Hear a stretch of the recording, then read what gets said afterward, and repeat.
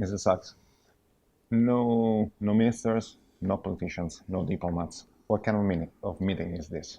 This was a great meeting of engineers. The challenge of decarbonizing the world by 2050 is a huge challenge that first and foremost is an engineering challenge. How to change the energy system, the transport system, the way that buildings operate, the industrial processes requires the knowledge and leadership of engineers. And FEAM brought together some of the leading engineers and leading engineering professional associations to this meeting for really rich and deep discussion of the technical pathways to decarbonization and, of course, a lot of the practical challenges as well as the technological challenges. Okay, great. What are the main results of this 2 days meeting, and what is the next step? The main result is a determination to present a report to world leaders in September at the United Nations, when there will be a special summit on climate change called by UN Secretary General Guterres. We will give a report at that point, a report from engineers about the engineering to reach zero emissions by 2050.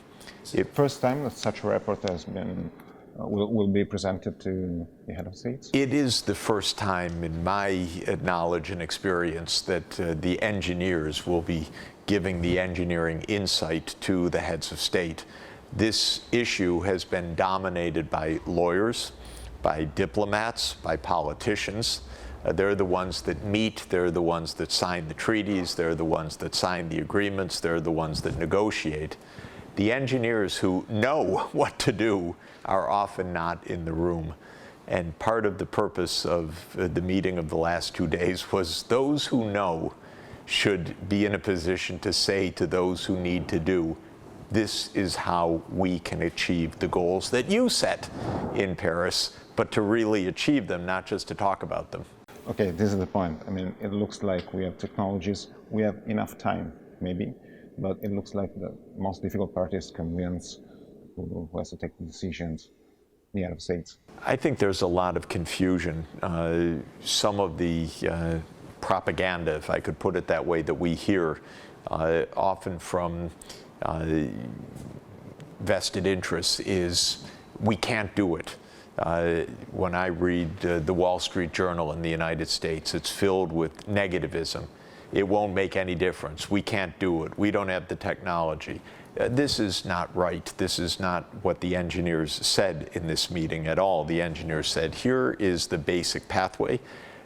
Much is known. There are parts that are known in principle but still need to be put into practice. But there are no fundamental obstacles to decarbonization by mid-century. This is the word that needs to go to the politicians. And then we will strongly urge that the heads of state, in their role as leaders of their governments, do what the climate change agreement says they should do, which is to make a scenario to 2050 to actually show how their country can accomplish the goal set in Paris to stop the global warming. How would you convince China to stop coal emissions, coal industry? I mean, how would you convince these politicians in September? I would say several things to a Chinese leader. First, you're choking on the coal. I go to China all the time. The air is unbreathable. Millions of people are actually dying every year prematurely from the air pollution. So this is ridiculous to be trying to breathe that air which is not safe for human beings. Second, the climate danger for China, as in all parts of the world, is very significant. China has major water crisis. It's going to face a significant crisis from climate change. They should know better. Third, China has leadership technology. China is the low-cost producer of much of the clean energy that is going to be needed, especially the photovoltaics, the very large wind turbines.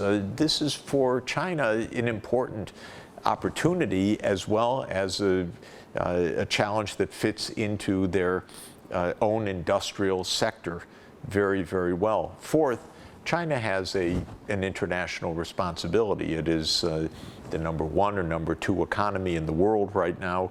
It is the #1 emitter of greenhouse gases. The whole world is looking to China. Don't wreck the planet.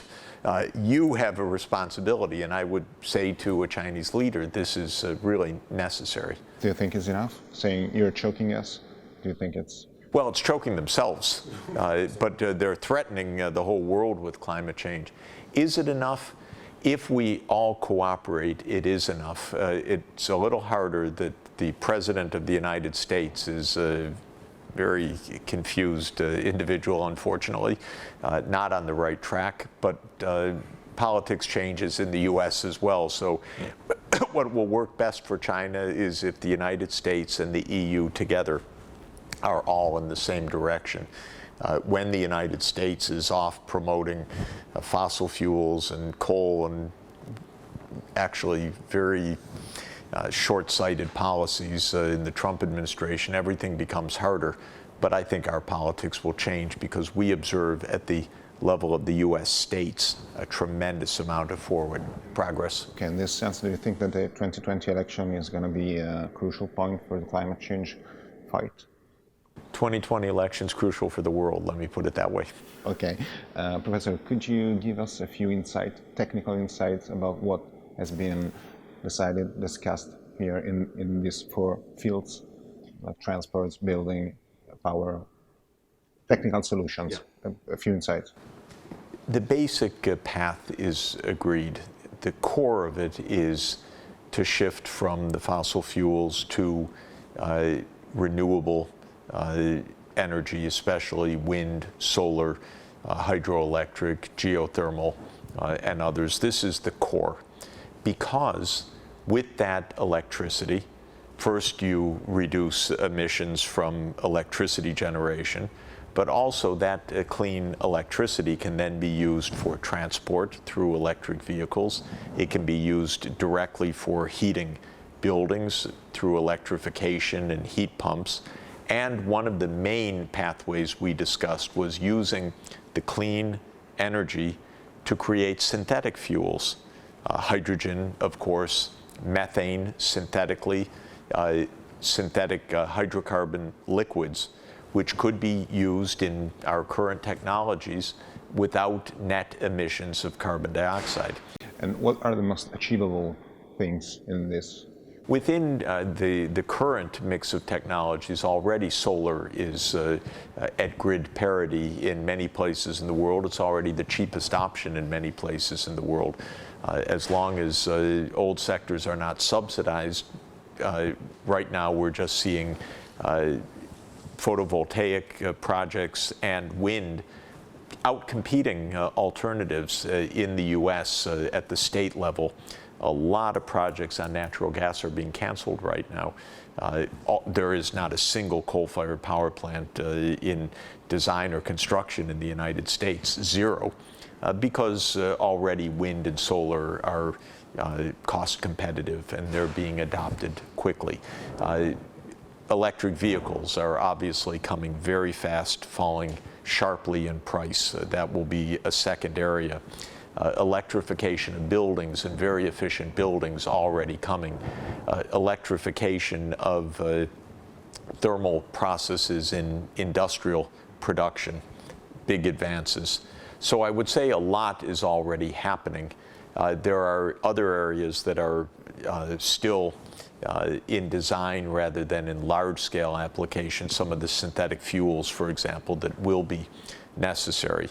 One area that we did not talk about at this meeting that is very important and that we've agreed in a subsequent meeting will be the centerpiece is land use, because deforestation and farm practices are maybe about a quarter of the emissions worldwide.